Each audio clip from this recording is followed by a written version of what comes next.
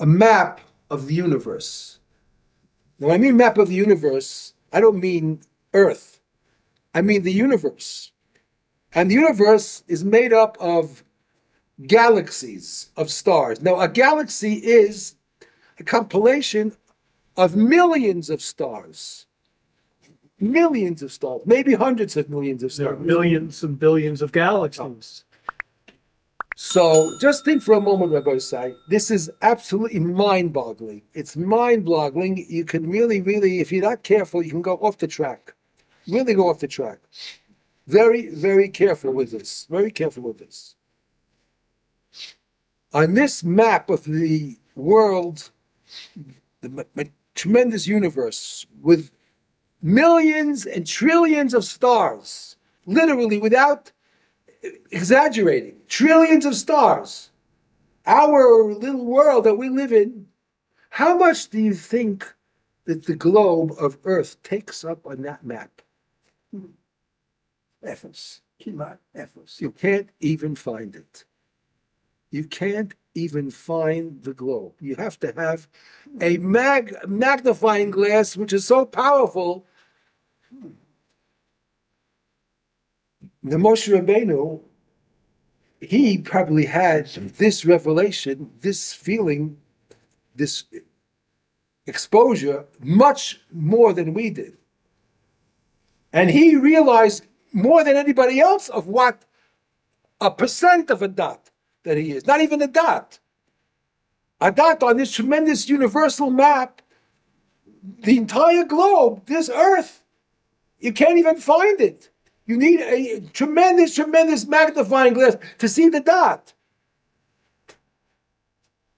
And Moshe Rabbeinu had this much greater exposure than we did to that. We're just talking about it now, and we are so overwhelmed.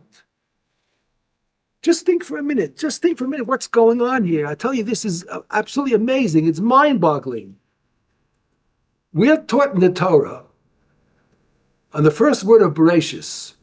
Bereshis bara Elokim. Says Chazal in Bereshis, the world was created for two things. B'shvil Yisrael or B'shvil HaTorah. Those two things. If we want to put it into two categories, the world was created for a people and created for a thing. What's the thing? The thing is the Torah. And who is supposed to use this Torah? Who is it for? For Klal Yisrael. And you understand what I mean was the world was created. All the worlds are all interrelated. There's not such a thing as one thing happening here and it's not related to something else happening out there. Everything was created for us. All of these tremendous galaxies of trillions of stars are all in some way, even maybe very, very far, but in some way connected to us. Can you imagine that? No. With not even a dot on the map. And what does one person take up? One person on the globe of Earth, how much does he take? Think of one drop. What is one drop of water in the Atlantic Ocean? Bottle of mavutal, it doesn't exist. What is one drop? Garnished but garnished. And this is the way Hashem created the world. And whatever we do affects this entire universe. This is mamish mind-boggling. Mind-boggling. And this is the emes. And Moshe Rabbeinu, he experienced this in a much more, I would say, emotional and intellectual level that we could possibly imagine. And that's why Moshe Rabbeinu is the biggest Anav. Nobody can come close to him. He also divorced from Gashmius. Wait 1 minute.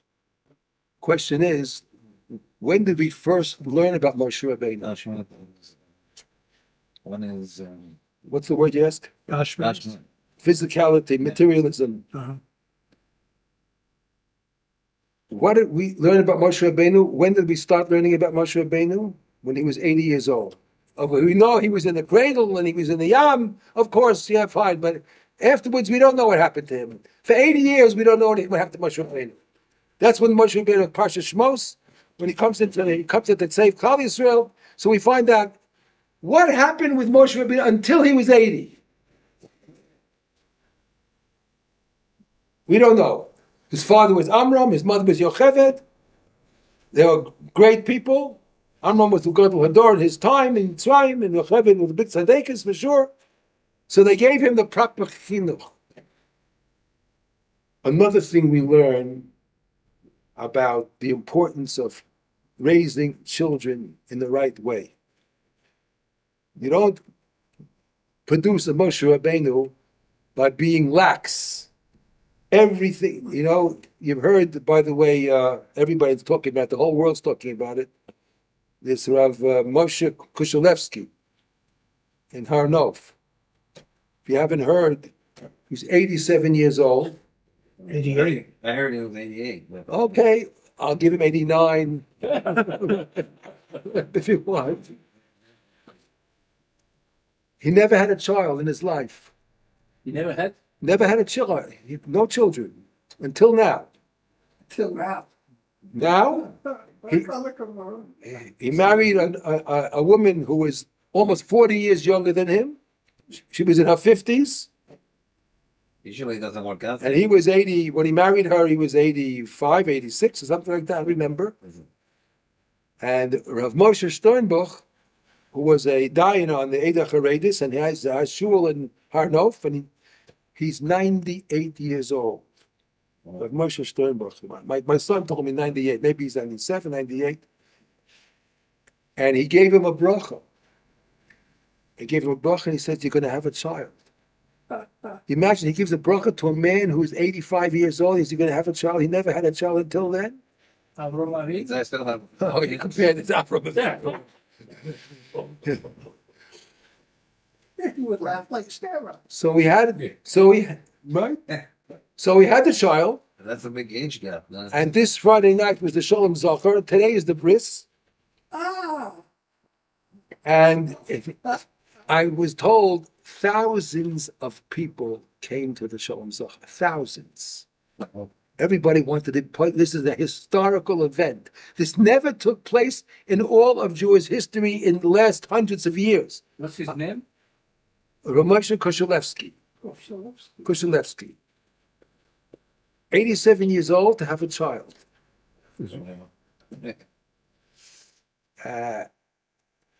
My son went to the bris today. They didn't allow anybody in. It was jam-packed. You could not get in. Everyone wanted to be a part of this historical event. In any case, the point was, when the child was born, he went back to the Masada Kedushin, Rav Moshe Sternbuch, who gave him the bracha that he's going to have a child. He says, give me a bracha that he should grow up to be a tzaddik, a talmid chacham. So, you know what the Rabbi answered him? He says, that's dependent on how you raise him. He would not give him a bracha. Depending? How you raise him. We're planning the bar mitzvah yet? He would not give him the bracha. He gave him a bracha to have a child, but he would not give him a bracha that he's going to develop into a tzaddik, a talmid chacham. He says, it's all dependent on how you raise him. Wow. Yeah. Moshe Rabbeinu would not have turned out to be Moshe Rabbeinu had he not had the proper chinuch. And to be mechanech children is not an easy job. You should know, it's very, very hard. How long did he have him? Not that long. I don't know. We don't know. He escaped at 17, 18. I don't know. We don't know much about him in his early days. The real story of Moshe Rabbeinu starts when he was 80. That's when the story starts. So anyway, Moshe Rabbeinu, to be called Ish Moshe Adav Ma'od Mikol Ha'adama Ashel Pnei Adama, he had to work very, very hard to get to that where he was able to have this revelation. It didn't just come. That's number one. Are you born Eved or you become Eved? Eved? Yeah, because Eved Eved Hashem. Eved Hashem. obviously he had a high neshama, but you have to develop it. You have the raw material. You have a diamond, and you don't polish it, and you don't make it a diamond. It won't look like a diamond. It look like another piece of a stone. That's all. You take it, you have to polish it and develop it, and culture it, then it shines. Okay, that's the first thing. So I would say, we want to do something le'ili nishmasa, it's not enough to talk about it. I think we have to try to follow his example and make it a life's objective for ourselves to work on the midah of anov. It's very, very hard in our times. Very hard. The world is egocentric. You know what the main, I would say, psychology or the main motive of what makes people move in this world? There's one sentence. Self-centered. I say it differently, although you're right. One thing that keeps people going in this world, the major motivator, what's in it for me? What's in it for me? The person does not see that he has something to gain from it, he's not interested. I'm not saying that's right or wrong. I'm saying that's what the reality is. Of course it's wrong. It's not a Torah philosophy. You do what Hashem wants. You do what's right, whether it's your benefit or not your benefit. That's the way you have to live. Do what Hashem wants. Batel ratzon tzom b'nei ratzon, no. But that's the way the world works. So in our world, when you're bombarded with this kind of thought, thinking all over, to be an anav is very, very hard. It means self-annihilation. You don't think of the self. You think of always, what can you do to somebody else, for somebody else? Somebody told me just on Shabbos, on the Choshen, they have the Avnei Miluyim. Avnei Miluyim, the Kohen Gadol on his breastplate. Avnei Miluyim, that there were 12 sockets for each shevet, and they were filled up with stones. So he says to me, he heard him say with some Rav Bergman, whatever, he told me over some.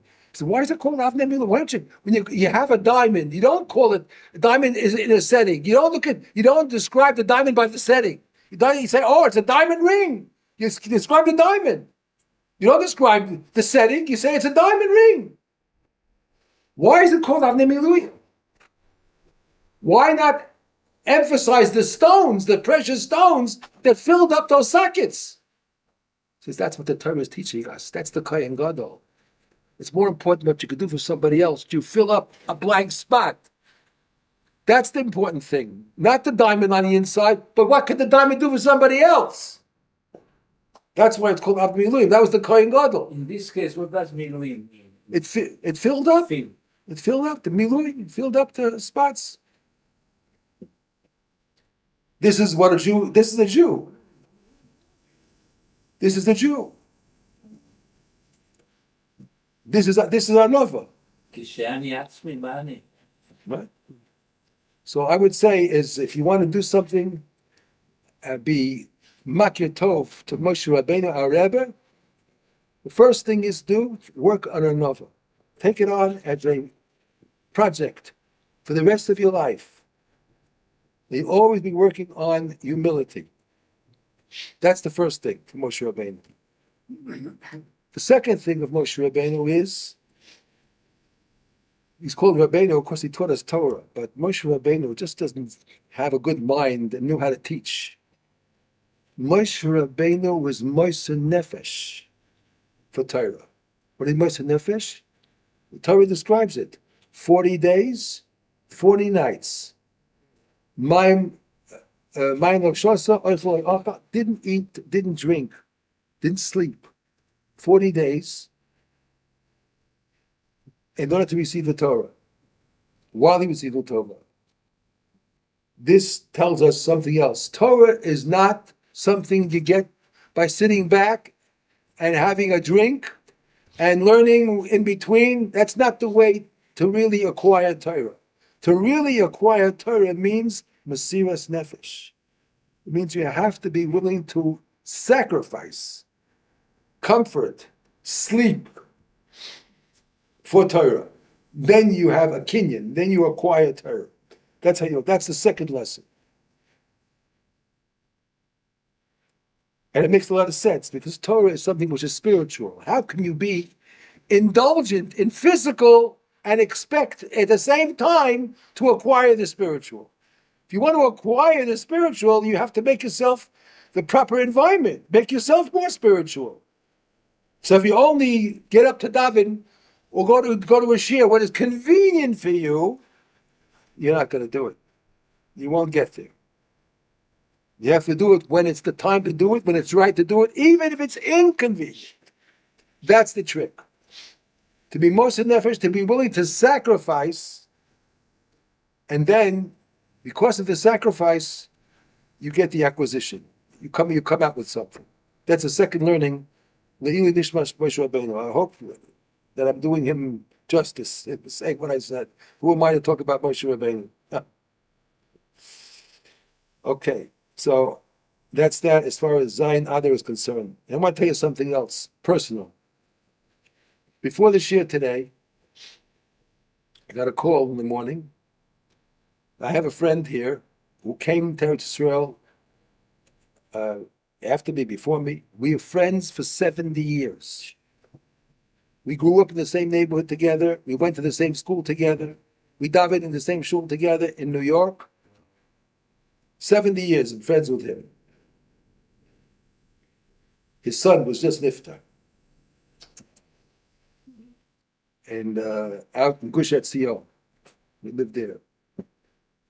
So they called me to tell me the Levaya. Of course, and how can I not go to his Levaya?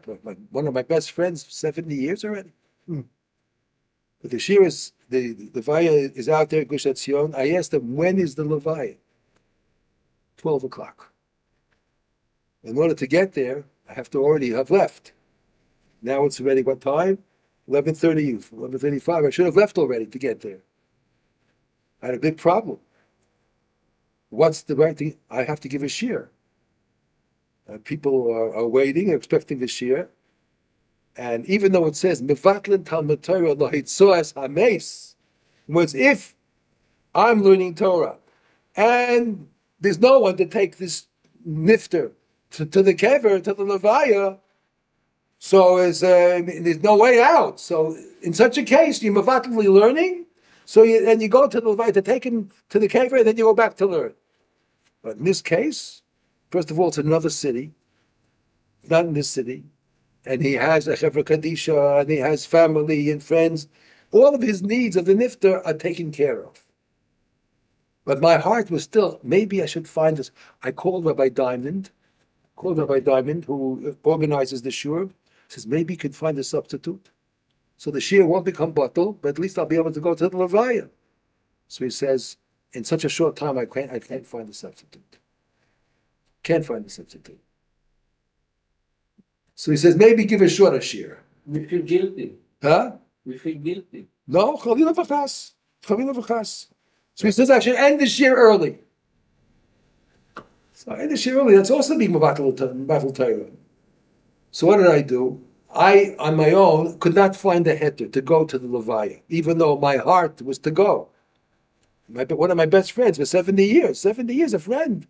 I'd sit next to him in shul also, even now. But the Torah says you're not mevatel the Torah. You can't be mevatel Talmud Torah connected kula. Unless there's nobody else to take care of the levaya, then something else.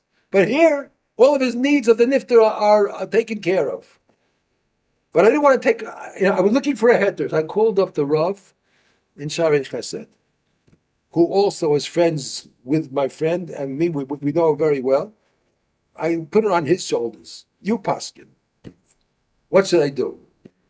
So he says, don't go. Give your shir. Talmud Torah Keneged Kun. And he is very, very close with my friend and close to me too.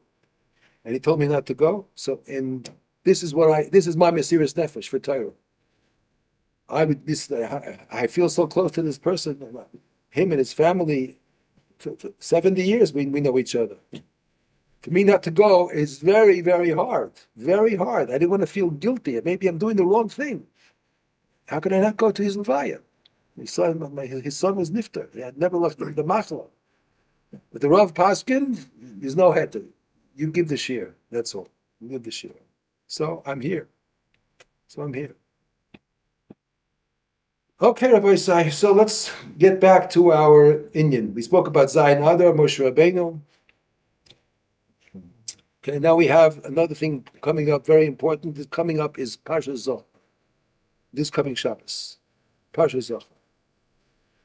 So we have to understand that the Parsha Zohar is one of the 4 Parshas that lead up to Pesach. Last week was Parsha Shkolim. Not this Shabbos, was week before Parsha Shkolim. Then you have Zohar. Then you have Parshas Porah. Then you have Parshas HaChodesh. 4 Parshas. And each one of them has a different emphasis. We are trying to prepare ourselves for the Geula. Halavai, it should be this Nisan. The Machlokas in the Gemara, when the Geula is going to be. Rabbi Eliezer holds in Tishrei, and Rabbi Yeshua holds it's going to be in Nisan. And there are many Rabbanim who are talking about all kinds of visions that they're having, messages they're getting from the Shemayim, all kinds of hints. There's going to be big things going on in the world this year. I don't know if that means the Gula Shlema, but there are going to be big things happening this year. Halavai should be good. The big things should be good things, all good things. I think this year's going to be a record for the number of elections taking place in different countries all over the world. But also, it's probably a part of the picture too. Okay. So anyway, what we're doing now in this preparatory period is we're preparing ourselves for the Geula, for Nisa. And we prepare ourselves in stages. So we have Maisa, Dibur, Machshava. Last week, we had Parsha Shkolim. That is the Maisa, giving. We didn't give it on Shabbos, of course. But the Inyan of the Shkolim, giving for the Beis HaMikdash, for the Karbanos, which is going to take place all in Nisan, that was the Hey Achrona of the Shem Hashem. That has to do with our Nefesh. The Nefesh is that part of the soul that is involved in deeds, in action, and movement. And therefore, Parsha Shkolim is the first. That is the last Hey of the Shem Hashem, so to speak. The last Hey. This coming week is Parsha Zohar. So that refers to the next letter. That is the Vav. Now it's very interesting. What do we do on Parsha Zohar? All we do is read. We read in Dvarim. Zohar is Asher Asar Al Chol Malek. Dibur, correct? Dibur. So we said Machshava. We had Maisa, Dibur, and Machshava. Okay, so we're now up to Dibur. Now that is connected to the second letter, which is the Vav. From the Hey Achrona going backwards, it's a Vav. Now the Vav is very interesting. It means number 6. Vav is 6. The Vav also refers to the Kaneh, the windpipe, which all of our Dibur comes out of. When you speak, you also give out breath, and there are 6 rings in the windpipe. So this is very, very interesting. It's not just by coincidence that this is so. So the Vav is the Dibur with this parsha of a Malek. However, we have to understand what is a Malek and what does a Malek do. First of all, we have such a thing as a gematria. I want to tell you a very interesting thing. Haman, if you think of the gematria of Haman, how much is the gematria of Haman? Hey, mem, nun. Mispar kota. Don't take the entire number. The first part, hey, is 5. Mem is a 4 instead of 40. Just a mispar kota. They can take off all the 10s. And the nun is another 5. Hey, mem, nun, 5, 4, and 5. How's that? 14, correct? 5, 4, 5, 14. Samach Mem Aleph Lamed. That is another name for the Satan. Samach Mem Aleph Lamed. Okay? One of the names of the Satan. Samach Mem Aleph Lamed. It's a koach of Tumah. Let's think of the letters. The gematria there also in the same way. Samach is a 6. Mem is a 4. That's 10. Then you have an Aleph. Is a 1, is 11. Then they have again the 3. And Lamed at the end is 3, 14. Just like Haman is 14, the Samach Mem Aleph Lamed is also 14. So Haman is equal to the koach of the Satan. That is what they are. And Haman was a descendant of Amalek. So what is Amalek? Is Amalek only a people, or it is a topic, or it is a concept? What is Amalek? The answer is Amalek is really it's an energy. It's a negative energy of tumah, of sheker. That's what Amalek is. It could be in any person. Anyone who wants to destroy emes, which Klal Yisrael stands for, that's Amalek. Haman wanted to destroy Amalek. Hitler and Machshava wanted to destroy, that's Amalek. Now here's a very interesting thing. Let's take a look at the letters Safek. Samach, Pei, Kuf. All right? Samach, Pei, Kuf. Samach is 60. How much is Pei? 80. 80 and 60? 180 together. Huh? 180 altogether. 100? No, why? Samach and Pei is 60 and 80 is 140. 240. Right? 240. Safek. How much is Amalek? Ayin, Mem, Lamed, Kuf. Let's start from the backwards. Kuf is 100, right? Lamed, 30. 30. Mem. 40, 70, And Ayin? 70. 240. 240. Oh. What's the connection? Safek and Amalek are the same gematria. They equal each other. Why? Why? Because Am Yisrael, we have the emes. We don't have any sveikot. We don't have any doubts. Amalek comes and tries to disrupt our emunah, our belief, our feeling of vadai. We have emunah. We believe in Hashem. Hashem runs the world. And he took us out of Mitzrayim after being there for 210 years with all the tumah of Mitzrayim and 10 makos, which changed over nature. And while the people were in Mitzrayim, they lost. After 210 years, you can lose being involved in such an atmosphere of tumah. You can lose your feeling for the truth because you're inundated by all the tumah of Mitzrayim. This is what they were living in Mitzrayim for 210 years. It was very, very difficult. Very difficult to live under such circumstances. And don't forget, you're an eved. You don't even have the ability to have prominence, to have kavod, to have a normal dira. You know, an eved lives like, a low life. You're a second-class citizen. And you go along with the wealthy people around you, you look at them and you admire them. So you lose that feeling. Look, we had 210 years of it. How many generations is that? Not every 40, 50 years, another generation. They're there, one generation after another generation, and nothing's happening. We're not getting out, we're here.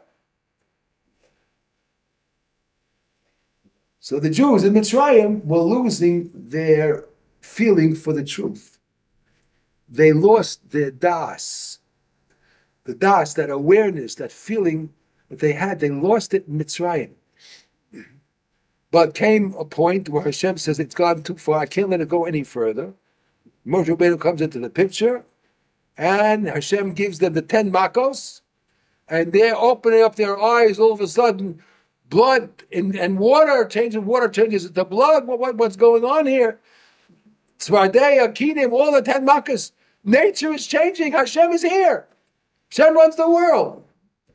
They start to get their das back. Oh, Hashem, he's been hiding. There's been hester upon him in Mitzrayim. And now they're beginning to see already a gilui upon him. They're getting their das back. They're getting to remember what they were taught by their avos.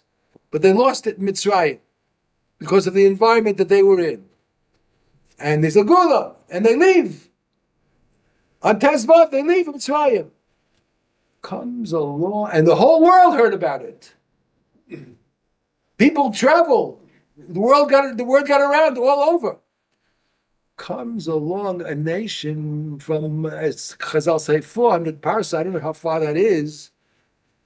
And in spite of everything that they heard also, of all the nisim that happened in Mitzrayim, imagine Makas Bechoros, in one instant, every Bechor all over Mitzrayim. You imagine the millions of people. How many millions there were in Mitzrayim? In one instant, they all die out, just like that, at Chatzos Laila, Makas Bechoros. Imagine the screaming and the wailing that was going on in Mitzrayim at that time. It's unimaginable. And they get out, and their bags are full with gold and silver, and the Egyptians are giving them, go, we had enough. Comes along a nation from 400 parsa, and they attack the Jews. Can you imagine? What did that do? What did that do?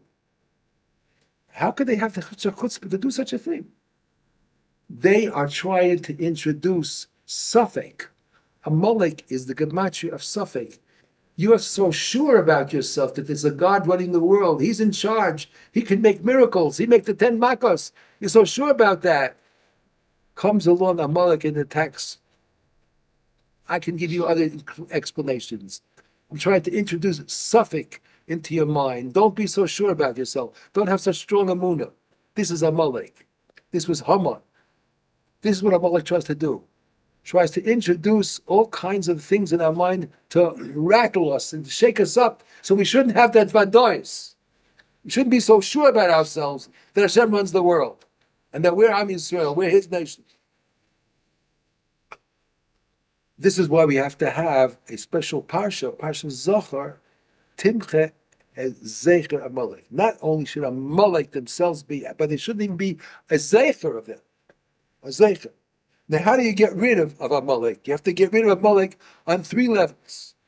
You have to get rid of Amalek in Machshava, in Dibur, and in Maisa. All 3 levels you have to get rid of Amalek. Well, when we have the reading, so we have the Dibur. We all speak about it.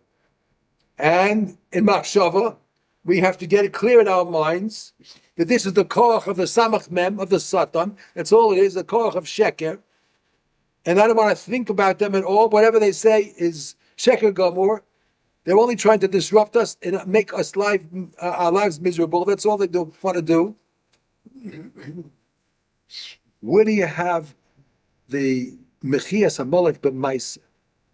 So what we have to do is wage a war, like Klal Yisrael is waging a war against the Hamas to destroy them physically. That's what we would have to do. That like they had at the time of Achashverosh, go out and kill them all out. That's what you would have to do. But we don't know who they are today. We don't know who all the Amalekim are. Could be Hezbollah, could be this, who knows? They could be all over the world. They could be other nations all over the world too. Have a Amalek in them. Now, Solowaychik had an idea. Yeah. What was his idea? Well, it hits us. Well, all right. Yeah. Right. If that's along the same lines, correct. But we can't do it physically. We cannot wage war on the world. We can't do that. What we can do, and so we had machshava, we could control our machshava.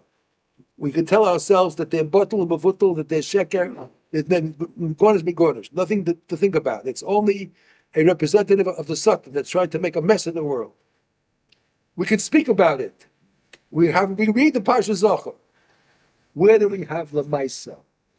In order to destroy Amalek, you have to do it by Machshava, V'dibur, and B'maisa. Where do you do it by Maisa? We can't kill them out. No sense. I have a better way. When they say Haman by the Megillah, bang on the table. Boom. Oh, God. That's the Maisa we could do. Even though it's a minig, it seems to be a minig for children. A minig Yisrael has roots. Never think of a minig Yisrael. It has roots. You bang on the table, you bang with your foot. This is our Maisa. You have to think of it. While I'm banging here, I'm trying to erase Amalek as much as I can do. I can't go make a war against them. They're all over the world. Can't do that. But I can do this.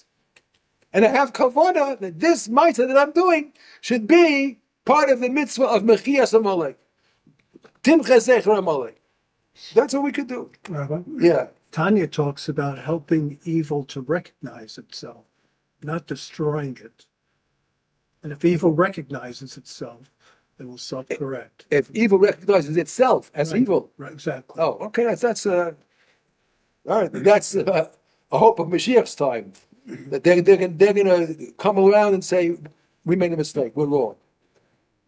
Halavai. That would be the biggest Kiddush Hashem in the world if Hamas and Hezbollah would say, we are wrong. The Jewish people are the chosen people. Eretz Yisrael belongs to them.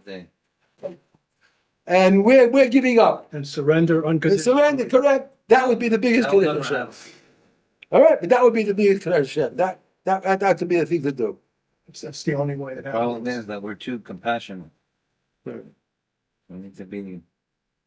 But we have to realize one more thing. Where is Amalek as far as we're concerned today, each individual? You know where Amalek is? Amalek has entered, Mitzvah HaKadoshim, they have entered into our midos, into our character, into our personality traits. That's where Amalek is. And makes us use our emotions and our feelings for the wrong reasons, for selfish reasons, for gain, but not for avodas Hashem. That's all coming from the influence of Amalek. That's what Amalek is today. So if we want to erase Amalek in the world, the place to start is erasing Amalek within ourselves. And all of those negative thoughts that we have, those thoughts which are not lishma, not for Hashem's ratzon, but for, as we said before, the what's in it for me, that's where Amalek is. That's where Amalek is. That's what we have to work on. That's why it's important that today is also Zayin Adar. That's where humility is. When you don't think of yourself, you think of, I'm only here to do Hashem's will. That's all. I have a mission to accomplish. You sent me down here to do good, not to think about myself, to be selfish, self-centered, egocentric. That's not what I'm here for. I'm here to make tikkun olam. Tikkun olam, tikkun for myself, tikkun. And the way to do that is always think, what is Hashem's ratzon? This is what I had today, a very big Nisayah. I really, really felt bad that I could not go to my best friend's Uvaya. His son was nifter, wanted to go. But I looked in the Shulchan Aruch, I tried to find a heter, and could not find a heter.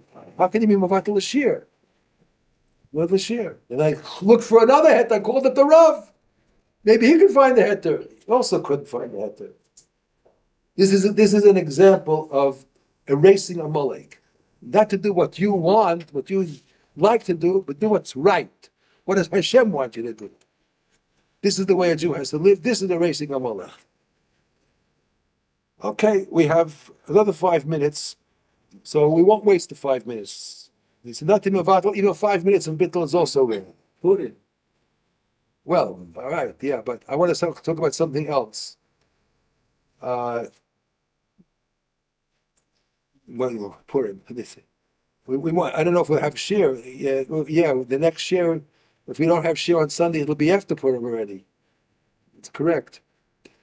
What should we say? I didn't think about we're going to talk about Purim. I had something else planned. But let me ask you a question. Do you have any questions about Purim that you would want to ask right now? before we talk about. What is, for those point of view, Adaloyada? Oh, good question. Very good question. Very good question. I'll tell you what it says in the Shla Kodesh. It's a very interesting question she asked. Rav the Shla Kadosh he lived in the time of the Rabbi. Around that time, and later in his life, he came to live in Eretz Yisrael. He lived first in Czechoslovakia, and then later in his life, he was also a Rav of Bezin over there. He lived in Tveria and in Tzfas. And the Shla is buried today. I think he's buried in Tveria or in Tzfas, one of the two. He asked a very important question. A Jew is allowed to mevatel his mind to get drunk? How can a Jew allow himself to become so loose that he has no control? A Jew, what is the main thing of a Jew is his mind. How can a Jew allow himself to get to such a point that he doesn't know the difference between right and wrong? What does Chazal want here? Chayev adol b'sumim b'puria? Adol o yada bein or hamel baruch Mordechai? He can't. The Shla couldn't understand it. The Maral goes along with it, but I'll tell you the Shla's opinion, since you asked. The Shla says that people make a mistake. There's two words. One is lishtaker, to get drunk, and the other one is lipsume. And he says, the Shla, that they're not the same. Lipsume? Lipsume. Beis, samach, vav, mem, yud. Chayev other lipsume. Everyone translates it and means to get drunk. Because since you lose your ability to differentiate between good and bad, Haman and Mordechai, you can't differentiate. You have to get so drunk. So the Shla says this is an impossibility. Lebesume does not mean shikrus, does not mean total drunkenness where you're in complete loss of your mind. It means to be intoxicated, high. And it doesn't really, and this is a very big kasha of the Shla, because the Gemara does say that you do not know. You don't know the difference. You're so drunk that you don't know the difference. But the Shla doesn't want to accept it. It's very interesting. He goes against what most people in the world say is that's the pshat. So he says, Lebesumim means to be high. You're a little bit looser, but you're not so drunk that you know the difference between good and bad, or Mordechai. And therefore he holds that you're not allowed to get drunk ad kadei kach on Purim. Not allowed to, but you should drink more than you normally drink to be a little bit looser, be more b'simcha. That's what the Shla says. The Maharal takes a different approach. One is getting drunk and being mevatel, your ability to think between good and bad, decide. He says that's what the whole point is. Another, to make yourself become batel. You want to go down to the point where you don't exist. You're mevatel yourself totally.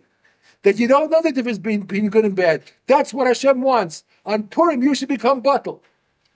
So he learns it means literally. That's what Maral says. But the Bashalai asks a very good question. It could be in earlier generations, people had the ability to do that, and they wouldn't do wrong things.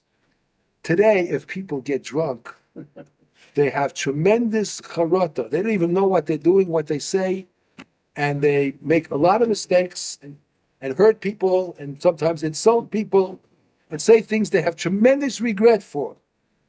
I must go along, practically speaking, even though theoretically I can understand what the Maral says. But practically speaking, I think it's a very dangerous thing for a person to lose control, that he really doesn't know the difference between good and bad. He's so drunk. First of all, you could get sick from that also. Doesn't say you have to get sick on Purim.